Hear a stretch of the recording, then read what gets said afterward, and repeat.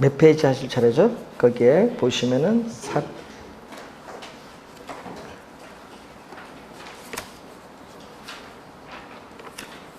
전에 금융 다 하셨어요? 금융 다 안 하신 것 같은데? 예? 프로젝트 파이낸싱. 니트까지 하셨나요? 자, 올해 작년에 2문제에 걸쳐서 지문에서 출제를 했었습니다. 그래서 올해도 출제가 예상되는 게 프로젝트 파이낸싱 되겠습니다. 자, 우선은 그 88번 문제 한번 보겠습니다. 틀린 것인데, 원리금 상환은 해당 사업에서 발생하는 현금 흐름에 의존하므로 사업의 수익성이 장기적이고 안정적이고 높은 수익을 발생시켜야 됩니다. 1번은 맞는 지문이고, 2번 프로젝트 파이낸싱은 이 사업주의 이 신용이나 물적 담보로 대출받는 것이 아니죠. 뭐죠? 사업의 수익성을 담보로 자금을 조달하는 직접 금융 방식인데, 문제는 소비자 금융이 아니라 뭐죠? 공급자가 자금을 조달하는 공급자 금융입니다. 그래서 2번이 틀린 지문이 되죠. 그래서 프로젝트 파이낸싱은 이 개발업자인 공급자가 자금을 조달하는 것, 프로젝트 금융이죠. 주의된 것은 우선은 부동산을 담보로 대출받는 방식이 아니다. 꼭 기억해야 됩니다. 부동산을 담보로 대출받는 방식은 아니라는 점. 자, 그리고 2번 프로젝트 파이낸싱 3번에 해당 사업이 도산할 경우에는 사업의 수익성을 담보로 한 대출이기 때문에 사업주는 개인적인 채무를 지지 않는다. 그럼 사업주는 개인적인 채무를 지지 않는다. 이걸 뭐라고 하죠? 전문용어로 비소급 금융. 비소급 금융을 원칙으로 하죠. 금융기관은 사업주에게 원리금 상환을 청구할 수 없어요. 그래서 비소급 금융을 우선 원칙으로 한다. 자, 4번에 개인의 신용도가 낮은 사업주라도 사업의 수익성으로 담보대출이 가능하고 다양한 사업 주체, 원료 공급업자, 구매자, 그리고 시공회사인 건설회사, 국책사업일 경우 정부, 부동산 신탁회사 이런 다양한 사업 주체들이 참여하기 때문에 이해 당사자 간의 보증 등을 통해서 위험 배분이 가능하다. 위험 분산 효과 있습니다. 5번째, 이해 당사자 간의 계약 관계에 따라 절차가 복잡해요. 간소한 것이 아니라 복잡하다는 문제점이죠. 그래서 사업이 지연될 가능성이 있으며 이로 인해서 추가 비용이 발생할 수 있다. 5번은요, 문제점. 5번 질문은 문제점. 자, 89번 문제로 갑니다. 틀린 것. PF는 부동산 개발로 발생하는 현금 흐름을 담보로 개발에 필요한 자금을 조달한다. 이게 뭐죠? 우리는 개념이 되겠습니다. 2번, 일반적으로 PF의 자금 관리는 부동산 신탁회사가 에스크로우 계정을 관리하면서 사업이 공정하고 투명한 자금 집행을 뭐한다? 우리는 담당하고 있다. 그러니까 누가 담당하냐? 부동산 신탁회사가 되겠죠. 우리 아파트도 신탁회사에 의해서 우리 개발이 이루어지는 경우도 있거든요. 그래서 여기서 뭐를 한다? 자금을 관리해요. 에스크로우 계정을 위탁 관리 계좌라고 합니다. 자, 요 에스크로우 부동산 신탁회사의 에스크로우 계정에서 우리는 자금을 관리를 한다. 그러니까 시공회사인 건설회사나 프로젝트 회사가 관리하는 것이 아니라는 것. 자, 3번 일반적으로 PF의 차익금리. 자, PF의 대출금리는 여러분 기업 대출금리가 3%다. 이게 3%면요, 이건 한 12%, 한 4배 정도 더 높아요. 왜? 미리 불확실성이 있다는 위험이 높으니까 이게 더 높다. 그래서 높은 금융 비용을 수반할 수밖에 없습니다. 4번, PF는 위험 분담을 위해서 여러 이해관계자가 계약 관계에 따라 참여하기 때문에 일반 개발 사업에 비해서 사업 진행이 신속한 것이 아니라 어떻게 돼요? 사업 절차가, 계약성의 절차가 복잡하기 때문에 사업 진행이 지연될 가능성이 많다는 문제점이 있죠. 4번 정답. 5번, PF의 금융구조는 비소급 금융의 원칙이나 제한, 자, 이런 보증을 한 경우 있잖아요. 보증을 하면 어떻게 돼요? 보증한 부분에 대해서는 원리금 상환해겠죠. 그래서 보증한 부분에 뭐 한다? 제한해서 여기에 대해서는 원리금 상환을 청구할 수 있다. 제한, 소급 금융인 경우가 뭐다? 일반적. 원칙은 요거지만은. 자, 여기 5번 설명입니다.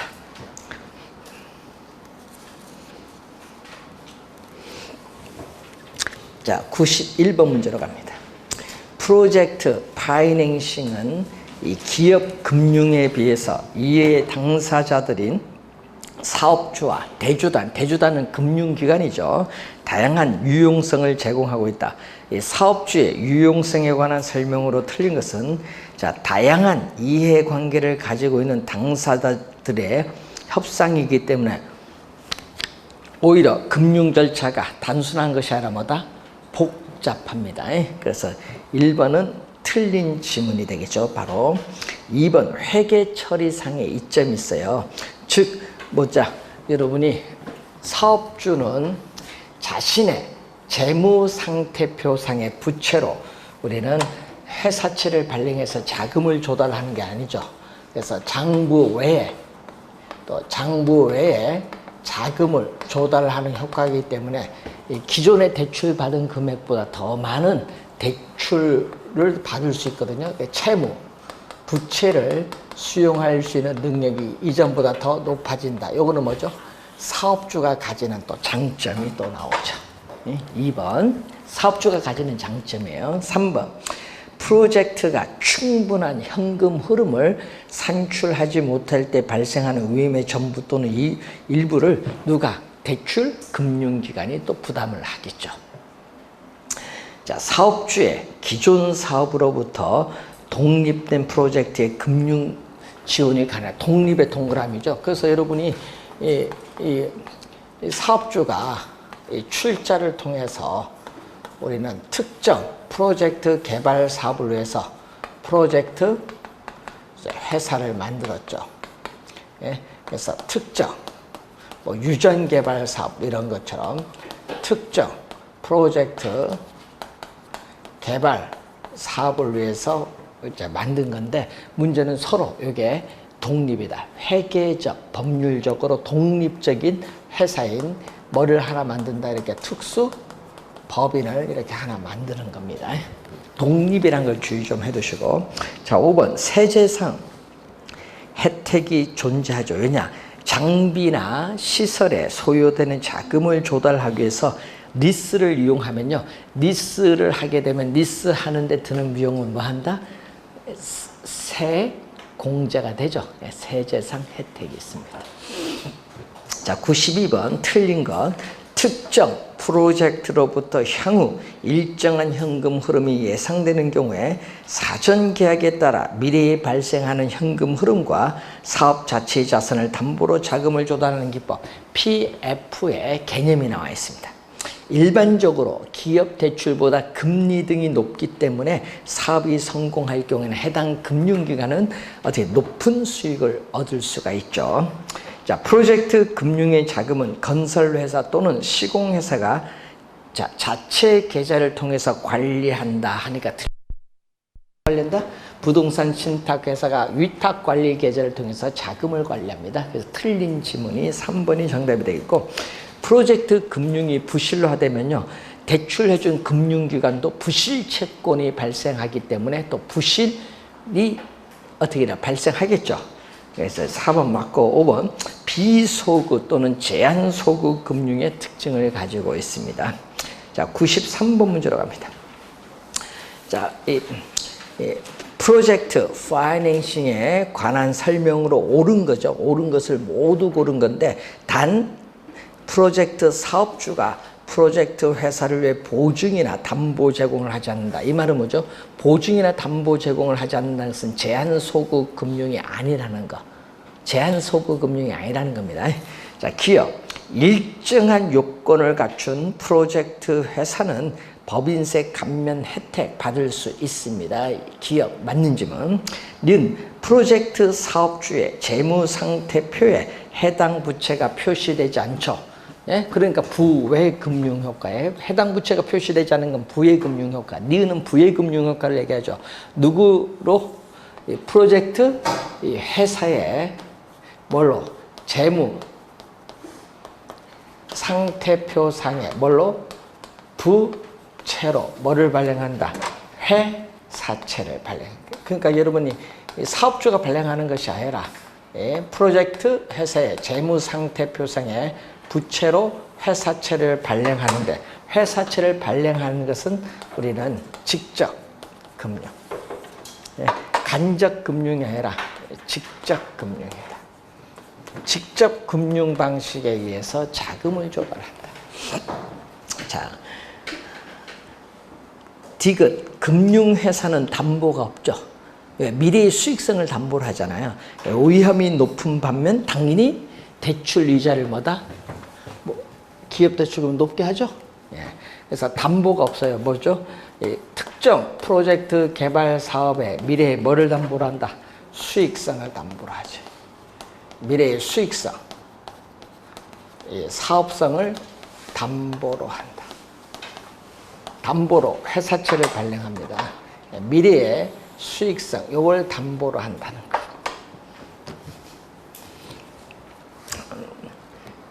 자, 네 번째, 프로젝트 회사가 파산을 하더라도 금융회사는 프로젝트 사업주에 대해서 원리금 상환을 청구할 수 없다. 이거 뭐죠? 비소구 금융. 네 번째는 비소구 금융을 얘기하죠.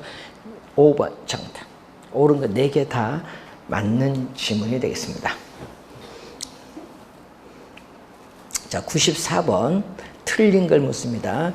대규모 자금이 소요되고 공사기간이 장긴 사업에 적합한 자금 조달 수단을 말하죠. 1번 맞고 프로젝트 금융위원 채무는 사업주와 독립적 밑줄. 독립이 서로 연관이 없어요. 그래서 부채 상환 의무가 사업주에게 전가되지 않는다.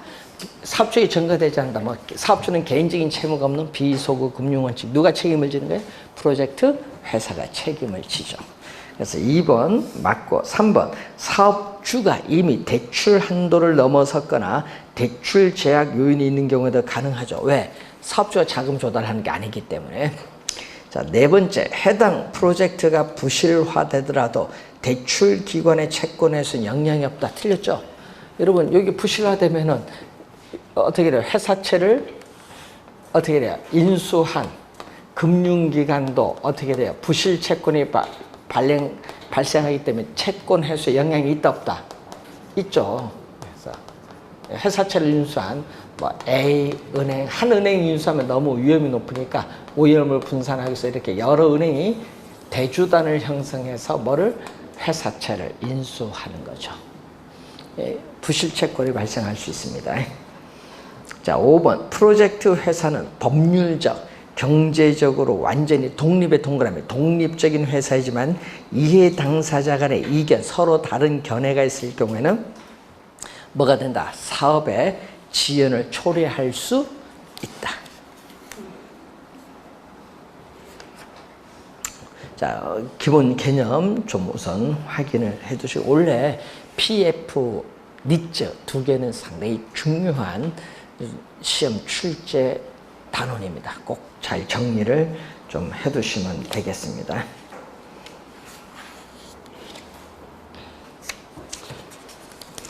자,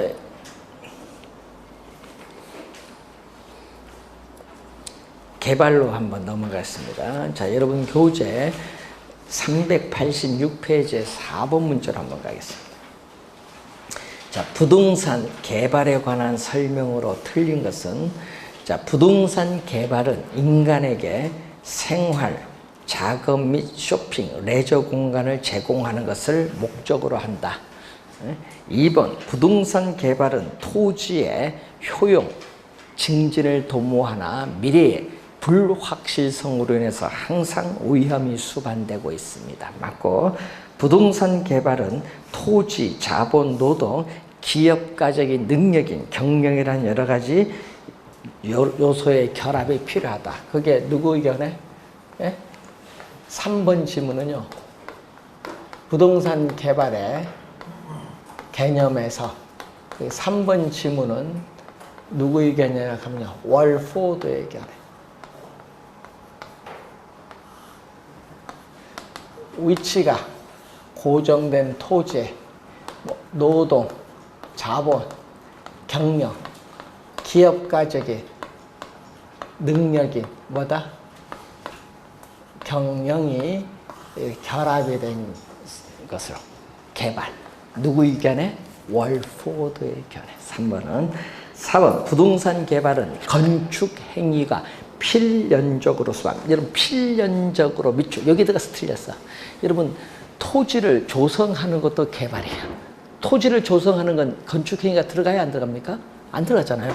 그러니까 건축 필연적으로 들어가서 틀린 질문. 4번 정답. 5번, 부동산은 3차원의 공간이기 때문에 부동산 개발은 3차원의 공간 개발이야. 공간 창조 행위를 말합니다. 맞는 질문. 자, 5번 문제로 갑니다. 자, 월포드는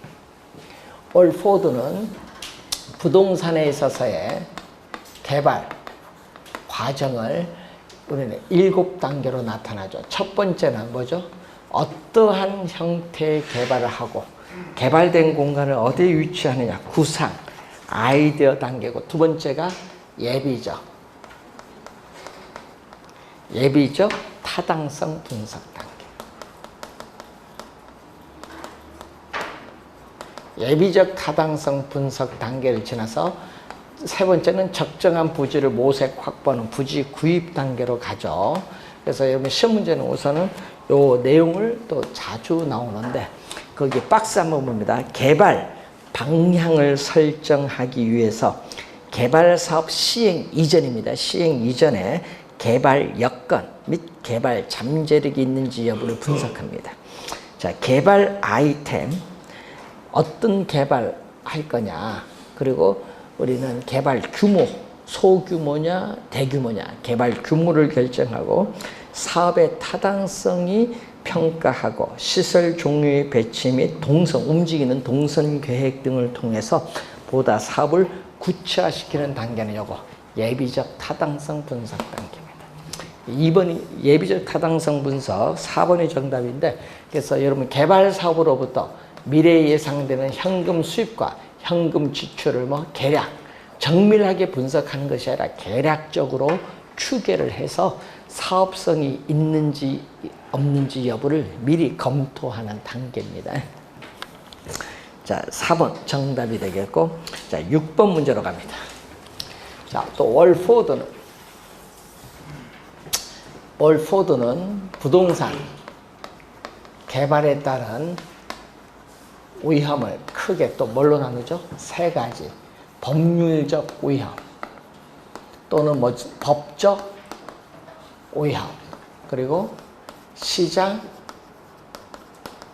위험, 그리고 비용 위험으로 크게 월포드는 위험을 세 가지로 나누는데, 요 두 개를 특히 자주 나오죠. 요 두 개를 시험 문제 보시면은, 자, 기억봅니다. 정부의 정책, 요즘 생각하시면 돼요.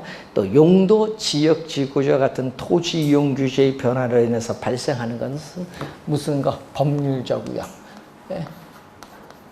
예. 특히 이 공법적 측면에서 나타나는 게 바로 우리는 토지 이용 규제인데, 이 토지 이용 규제 대표적 수단이 바로 뭐죠?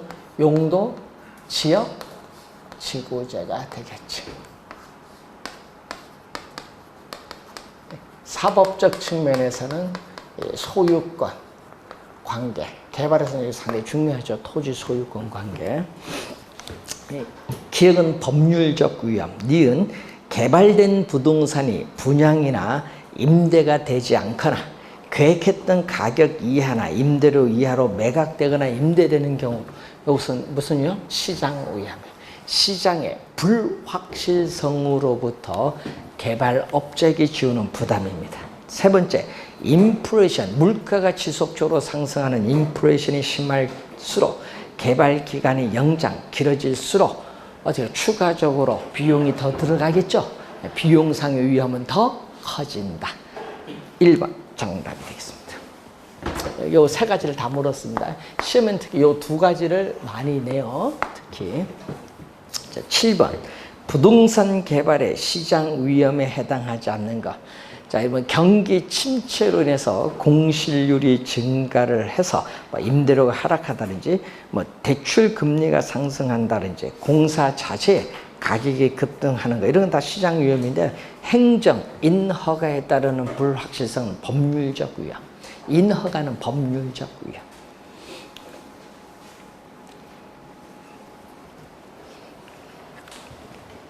이런 문제는 점수를 주려고 내는 유형의 문제다, 이렇게 보시면 되겠고.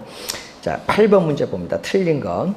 부동산 개발 사업은 그 과정에 내포되어 있는 불확실성으로 인해서 위험 요소가 항상 존재합니다. 1번 맞고. 2번 부동산 개발 사업의 위험은 법률적 위험, 시장 위험, 비용 위험 등으로 분류할 수 있다. 월포드의 견해가 나와 있고. 3번 자, 이용계획 요거죠. 자, 요 토지 이용 계획은 공적인 구속력이 없고, 토지 이용 계획을 구현하는 지역지구제는 공적인 구속력이 있다, 이렇게 보시면 되겠죠. 그렇기 때문에 토지 이용 계획이 확정된 토지를 구입을 하는 것은 뭐가 돼? 법률적 위험 부담을 뭔다? 최소화시켜주는 방안 중 하나가 됩니다. 그래서 3번 맞고. 4번. 3번은 한 3번 출제했습니다. 최근에. 네 번째, 개발사업 부지에 군사시설 보호구역이 일부 포함되어서 사업이 지연됐다면 이는 법률적 위험 분석을 소홀히 한 거죠. 토지이용 계획 확인하면 보면 나오죠. 거기 보면은. 자, 5번 공사 기간 중 이자율의 변화라든지 시장 침체에 따른 공실이 장기화되면서 임대료가 하락을 한다든지, 이런 것은 비용 위험이 아니라 무슨요? 시장 위험. 시장 위험으로 보는 거죠. 5번 정답이 되겠습니다. 자, 10번 문제로 가겠습니다. 부동산 개발에 관한 설명으로 옳은 것을 모두 고른 것.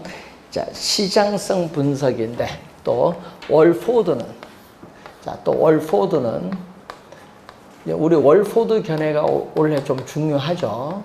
부동산 개발의 타당성 분석에서 우선은 분석 대상 지역을 분석하는 지역 경제 분석에서 이제 무슨 분석? 또 시장 분석. 이 지역 경제 분석과 시장 분석을 토대로 해서 세 번째 뭐가 나온다? 시장성 분석이 나오겠죠. 세 번째. 그래서 시험 문제는요, 요 세 번째를 많이 내요. 시장성 분석. 지문상. 즉 요걸 묻는 거잖아요. 시장성이란 거는요, 매매 또는 임대될 가능성이라는 용어가 나와야 돼. 그래서 현재 및 미래 시장 상황에서 개발된 부동산이 매매되거나 임대될 가능성을 조사 분석하는 것. 매매 또는 임대될 가능성이 지문상에 뜨게 돼 있어. 그래서 기억은 어떻게 돼요? 맞는 지문이 되겠죠. 매매, 임대될 수 있는 가능성 탁 나왔잖아요. 자, 니은 지역경제 분석에서는 대상 지역의 특정 형태가 아닌 모든의 동그라미. 그래서 여기는 모든, 특정 형태가 아닌 모든 부동산의 수요, 모든 부동산에 있어서의 수요와 시장에 영향을 미치는 요인을 분석, 확인, 예측하는 작업을 말합니다. 그래서 니은 맞는 지문. 세 번째, 부동산 개발은 건축 행위가 필연적으로 수반돼. 필연적 들어가서 틀렸죠. 자, 네 번째, 흡수율 분석과 같은 시장성 분석 기법을 동원하면 법률 위험이 아니라 무슨 위험? 시장 위험이죠. 틀린 지문. 부동산 개발은 토지의 효용 증진을 도모하나 항상 위험성이 내포 수반되고 있죠. 3번이 정답인데, 자, 여러분이 관련해서 거기에 4번에 보시면 흡수율 분석이 나오는데 여기서 나오는 거죠. 결국은 우리는 과거 1년 동안에 시장에 공급된 부동산이 얼마만큼의 비율로 소비, 흡수되고 있는 날 분석하는 거. 이 개념 25회 시험에 출제를 했었죠. 개념. 그리고 목적은 19회 시험과 23회 시험에 출제했어요. 자, 지금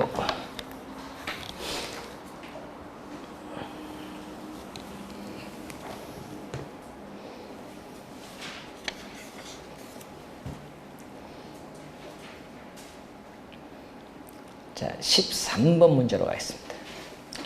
부동산 분석에 관한 용어에 관한 설명으로 틀린 것은 타당성 분석이란 투자 또는 개발, 금융 등 부동산 결정, 의사결정이죠. 결정 활동에서 의사결정의 준거, 기준을 분석하는 것을 우리가 말합니다. 맞는 지문이죠. 2번, 상권 분석에서는 대상 점포에 고객이 존재하는 지리적 범위를 우선 확정해야 된다. 상권은 배후지로서 고객이 존재하는 지역이죠. 자, 세 번째, 시장 분석에서의 분석 대상 지역의 범위는 대상 부동산의 유형, 주거용이냐, 상업용이냐, 유형에 따라 달라집니다. 배후지에 거주하는 주민의 예상되는 총소득이 증가하면 당연히 점포의 잠재, 매상고인 가능 매상고도 뭐한다? 증가하죠. 감소하는 것이 아니라 증가한다. 틀린 지문이 4번이고 지역 경제 분석에서는 해당 지역에 소재하는 모든에 동그라면 모든 부동산을 분석 대상으로 봅니다.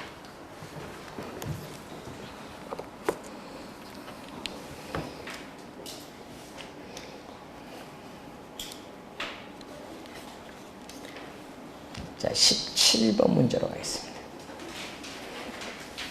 부동산 분석의 단계와 관련된 설명으로 틀린 것은 부동산 시장은 지역 경제에 의해서 영향을 받기 때문에 지역 경제 분석 이후에 뭐가 이루어진다? 요거 시장 분석이 이루어져요. 그래서 1번 맞고 2번 시장성 분석은 분양 가능성을 분석을 하는 건데 시장 분석을 거친 후에 시행하는 것이 타당. 시장 분석을 거친 후에 시장성 분석이 이루어지죠. 세 번째, 타당성 분석은 투자에 대한 수익성을 분석하는 것으로서 시장성 분석 이전에 분석이 완료되는 것이 바람직하다. 시장성 분석 이전이 아니라 이후죠. 그래서 틀린 지문 3번. 지문이 틀린 지문. 4번. 부동산 투자 분석은 부동산 투자 사업에 대한 타당성 분석에 있어서 현금 수지는 세후죠. 세후 현금 수지 정보를 근거로 시행하는 것이 바람직합니다. 자, 투자 분석에서는 분석 대상 부동산 투자 사업의 시행 여부, 할 거냐 안 할 거냐, 요걸 결정하는 게 무슨 분석? 우리는 투자 분석. 이렇게 5단계로 이루어진다. 그래서 요 학자는 요거에 3개를 묶어서 뭐라고 보죠? 시장 분석이라고 하고 또 요거 2개를 묶어서 뭐라고 해요? 경제성 분석이죠. 이 시장 분석은 개발 사업의 시장을 초점을 둔 연구로서 또한 선행 분석이에요. 그럼 이 시장 분석을 우리 기초로 하여 활용해서 경제성 분석이 이루어진 건 나중에 이루어지기 때문에 뭐다? 후행 분석이다.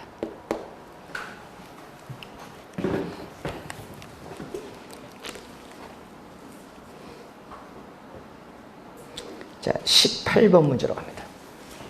부동산 개발과 시장 분석에 관한 설명으로 틀린 것은 부동산 개발 과정에서 시장 분석의 목적은 개발과 관련된 의사 결정을 하기 위해서 부동산의 특성상 용도별, 지역별로 각각의 수요와 공급에 미치는 요인들과 수요 공급의 상호관계가 또 개발 사업에 어떤 영향을 미치는가를 조사 분석하는 작업이 시장 분석의 목적.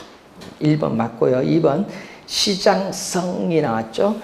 이제 현재와 미래 대상 부동산에 대한 수요, 공급 분석을 통해서 흡수율 분석과 시장에서 분양될 수 있는 가격, 또 적정한 개발 규모 등의 예측을 하는 것을 시장성 분석이라고 하죠. 맞는 질문.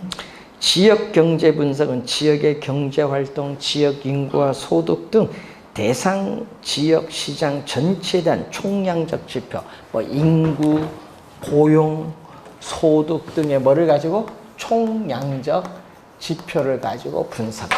지역 경제 분석.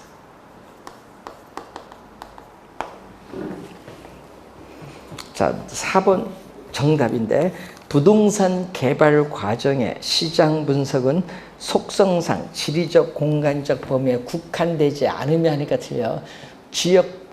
지리적 공간적 범위에 한정되는 거야. 국한되며 대상 개발 분석에 우리는 경쟁력 분석에 한정되는 건 아니다. 하는 것은 아니다. 경쟁력 분석뿐만 아니라 개발 규모도 결정하고 경쟁력 분석이 하나는 것은 아니다. 틀린 질문은 4번. 자, 이 경제성 분석은 구체적으로 특정 개발 사업의 특정 개발 사업의 수익성 여부를 평가하기 위해서 고안된 것을 경제성 분석인데 수익성이 있으면 개발 사업 채택, 수익성이 없으면 개발 사업 기각. 그래서 개발 사업에 대한 최종적인 우리가 의사결정에서의 투자 여부를 결정하는 것이 바로 어디서 이루어진다?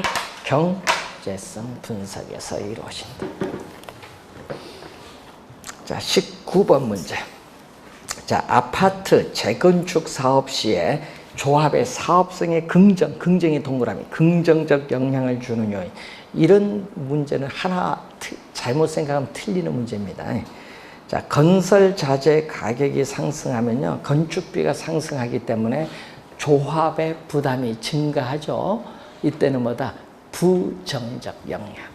자, 일반 분양가가 상승하면 조합의 부담이 작아져서 수익성에 긍정적 영향. 조합원 부담금 인상되면 조합의 수익성이 악화되죠. 부정적 영향. 용적률이 할증해서 건물이 높아지죠. 그러면은 조합의 수익성에 긍정적 영향. 이주비 대출 금리가 하락하면 이자 비용이 적게 드니까 조합의 수익성에 긍정적 영향. 자, 공사 기간이 연장되거나 도로 등의 기부 체납이 증가하면요, 조합의 부담이 증가해, 조합원에. 그럼 조합의 수익성에 부정적 영향. 긍정적 영향 몇 개? 3개. 부정적 영향 몇 개? 4개. 1번 정답. 20번 시행사가 아파트 개발 사업에 대한 타당성을 검토하고 있다. 다음 중 시행사에 예상 사업 이익에 부정적 영향을 끼치는 것은 모두 뭔가 부정적인 또 부정의 동그라미. 자, 분양 가격이 하락하면 어떻게 돼? 조합원 부담이 증가하잖아요. 부정적 영향. 네? 대출 금리가 하락을 하면 어떻게 돼요? 이 조합원 이자 비용 부담이 적게 드니까 조합의 수익성에 긍정적 영향. 용적률이 감소하면 조합원 부담이 많이 되겠죠? 부정적 영향. 토지 가격이 하락하면 토지 매입 비용이 적게 들고 공사비가 하락하면 공사비가 적게 되니까 조합의 수익성이 개선되죠. 4번째, 5번째는 긍정적 영향. 부정적 영향 몇 개? 2개. 긍정적 영향 몇 개? 3개. 2번 정답. 자, 21번 틀린 겁니다. 자, 여러분 부동산 개발업의 관리 및 육성에 관한 법령인데 요거 시험에 많이 나오거든요. 주의 좀 해두시고 부동산 개발이란 토지를 건설 공사의 수행 또는 형질 변경의 방법으로 조성하면서 시공을 담당하는, 자 밑줄은 시공을 담당하는 행위를 말한다. 밑줄 여기 틀렸어요. 여러분 토지를 건설 공사의 수행의 방법으로 조성하는 행위나 토지 형질 변경 등의 방법으로 조성하는 행위, 그리고 우리가 공작물을 설치하는 행위, 이런 건 다 뭐다?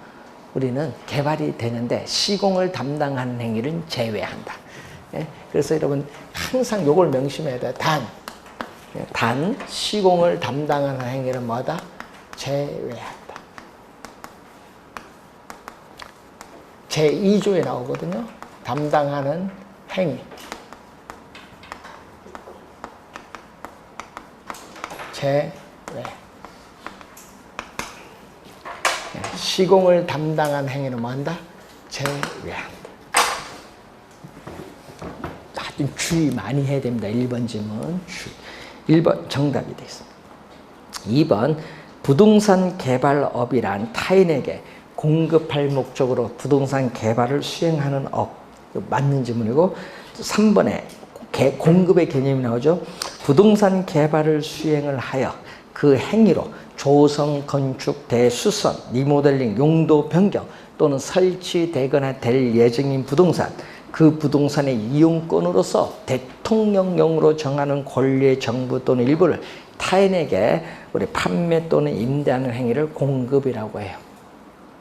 자, 4번에 도시개발법령상 도시개발사업. 요 지문은 작년에 또 출제했어요. 개론에.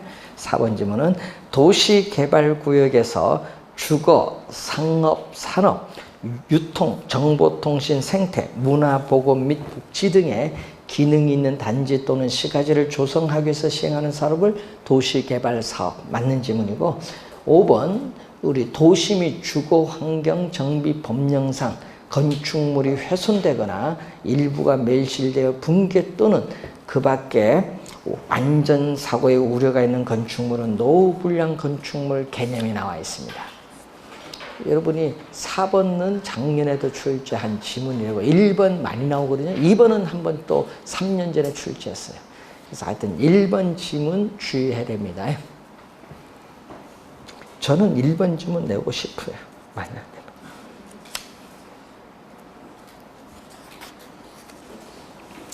자, 23번 문제로 갑니다.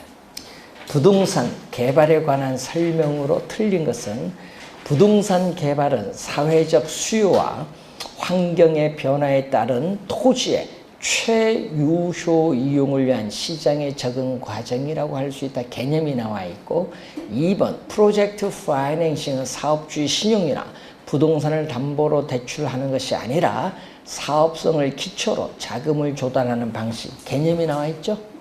자, 토지 신탁 방식은 신탁회사가 토지 소유권을 이전받아, 밑줄은 토지 소유권을 이전받아. 요거 작년에 또 정답으로 물었거든요. 이전받아야 됩니다. 토지를 개발한 후에 분양, 임대하여 그 수익을 신탁자에게 돌려주는 방식. 개념이 나와 있습니다. 환지 개발 방식은 사업 후에 개발된 토지 중 사업에 소요되는 비용과 공공용지를 제외한 토지를 당초의 토지 소유자에게 매각이 아니라 재분배, 매각이 아니라 재분배해줘요. 평가를 통해서 재분배해줍니다. 4번 정답. 혼용 방식은 환지 방식과 매수 방식을 혼합한 방식으로서 도시개발법령상 도시개발사업, 산업단지 개발사업 등에 주로 적용된다. 그래서 여러분 토지의 취득 방식, 토지의 취득 방식에 따르는 우리가 개발 사업의 유형을 보면은 토지 소유자가 토지 형질 변경 사업 등을 통해서 스스로 개발하는 것을 뭐라고 하죠? 자력으로 개발하는 단순 개발 방식인데, 올해는 뭐가 중요하냐? 요거 중요해요. 올해 시험은 환지 방식이 중요해요. 올해 시험은, 그리고 환지 방식, 지금 매수. 자, 여러분 택지 개발 촉진법 아시죠? 1980년에 도입이 된 우리가 택지개발촉진법에 근거해서 대규모 공영개발사업에 주로 활용되는 매수, 수용 방식. 그리고 지금 작년에도 출제했었죠? 요거 혼합, 혼용 방식. 작년에도 출제. 작년에 출제했어요. 아까 뭐를? 환지 방식과 매수 방식으로 혼합하여 개발. 그래서 올해 시험은 뭐가 중요하다?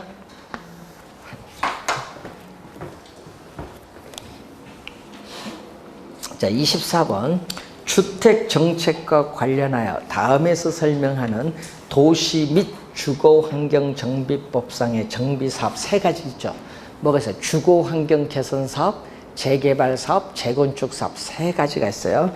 자, 도시의 저소득 주민이 집단 거주하는 지역으로서 정비 기반 시설이 극히 동그라미, 극히 열악하고 노후 불량 건축 과도하게 또 동그라미, 과도하게 밀집한 지역에 주거 환경을 개선하거나 단독주택 및 다세대 주택이 밀집한 지역에서 정비 기반 시설과 공동 이용 시설 확충을 통해서 주거 환경을 보존 정비 개량하기 위한 사업. 요거 주거 환경 개선 사업 2번 정답.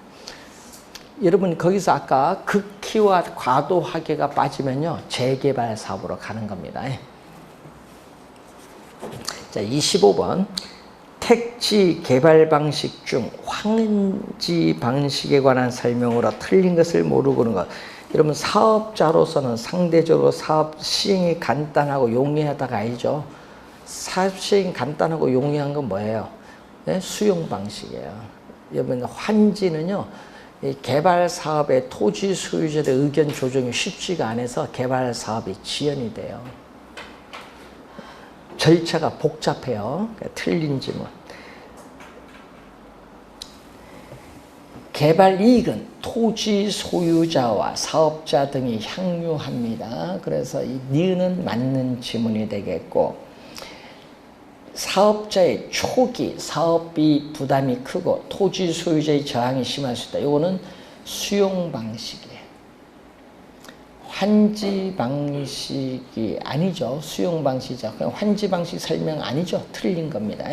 수용 방식입니다. 지금 수용 방식의 단점이죠. 감보된 토지는 새로이 필요로 하는 공공시설 용지로 사용이 되고 나머지 채비지는 어떻게 돼요? 비용 충당 목적으로 뭐다? 매각합니다. 그래서 여러분 환지하는 것이 아니라 뭐한다? 매각을 하죠. 네 번째도 뭐다? 틀린 지문. 맨 끝에 환지가 아니라 매각합니다. 비용 충당하기 위해서. 다섯 번째, 환지의 형평성을 기하기 위해서 사업 시행 기간이 장기화될 수 있다. 이건 환지 방식의 단점. 맞는 지문이죠. 혼용 방식은 수용 또는 사용 방식과 환지 방식을 혼용하여 시행하는 방식. 이것도 맞는 지문. 그래서 틀린 지문은 2번 정답이 되겠습니다. 요거 문제 이런 박스로 나오면 요거 이런 문제 나오면 잘 틀려요. 좀 주의해 두시고. 자, 29번 문제로 갑니다. 6번 문제로 갑니다. 택지가 개발되기 전 토지의 위치, 지목, 면적, 등급, 이용도 및 기타 사항을 고려하여 택지가 개발된 이후에 개발된 토지 소유 재분배 동그라미, 재분배, 매각이 아니라 재분배합니다. 그리고 도시개발법에 따르는 도시개발사업에 주로 활용하고 있고, 이 방식에 따라 개발된 토지에 원토지 소유자에게 재분배할 때는 평가식이나 면적식을 우린 적용을 할 수 있다. 그래서 권리가 요거는 축소되죠. 원래의 면적보다 적게 토지 소유자에게 환지가 되니까 요거는 뭐가 된다? 권리가 축소되고, 요거는 뭐죠? 보상 평가를 통해서 보상을 해주기 때문에 토지 소유자의 권리가 완전히 뭐가 돼? 소멸돼. 자, 올해는 뭐가 중요하다? 환지 방식이 좀 중요하니까 환지 방식 지문 나올 때 좀 주의를 좀 해두시기 바랍니다. 자, 우리가 잠시 쉬고 28번 문제부터 가겠습니다.